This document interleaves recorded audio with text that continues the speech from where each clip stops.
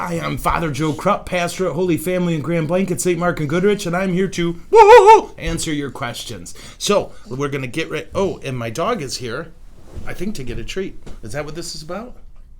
Hold on. We're going to give this dog a treat. Here we are, ready to answer some questions. Let's do this. All right. Holy sweet fancy Moses. All right. Are you guys ready? Okay. My question. Okay. Blah, blah, blah. Even though I totally believe in Christ and prayer is a big factor in our family lives, being totally honest, I don't think I could, quote, not go back to bury my father or say goodbye to my family before I would pick up and follow the Lord.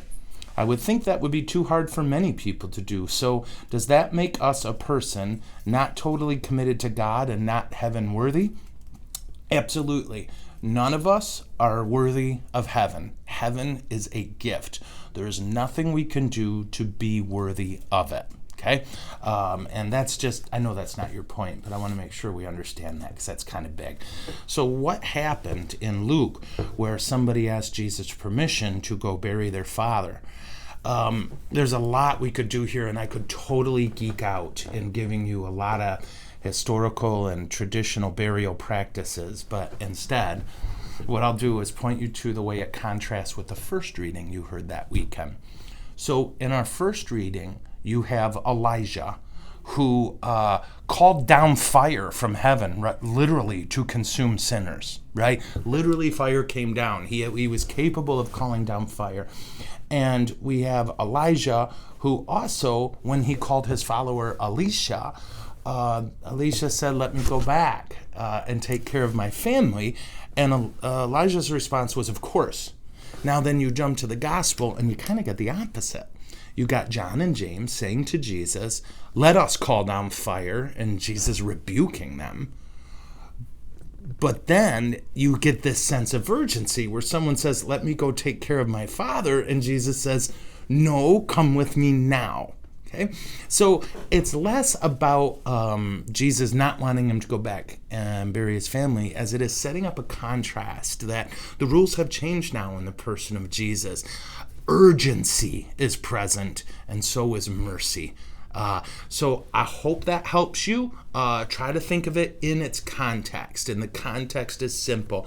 They're showing that Jesus has trumped Elijah, which is a big deal. Elijah was one of the greatest Jews who ever lived.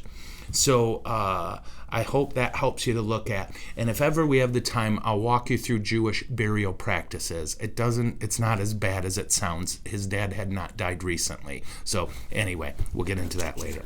So do we have time for another one? I think that was just one, wasn't it? Okay, sweet. Okay. Oh, sorry. Have you ever experienced God in your life other than the Eucharistic presence of Jesus in the Holy Mass?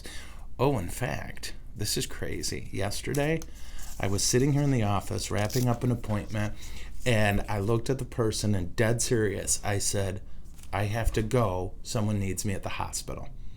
And I walked out there, and sure enough, somebody needed a priest at the hospital. I knew it. Like the Lord really told me. I don't know how to explain it, but it was pretty cool. And I've experienced God's presence in many ways in times of prayer.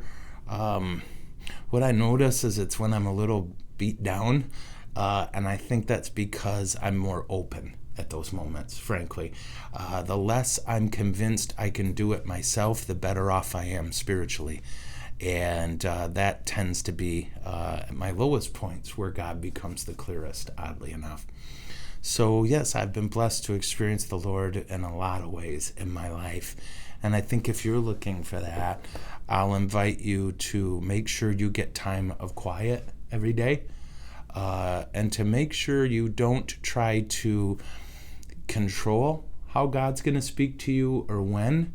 You may remember when we did the question and answer with Father Sean, he pointed out that passage where Jesus talks about how the Spirit, it's like the wind. It comes and goes where it will. We don't know where it's coming from or where it's going. We just know when it hits.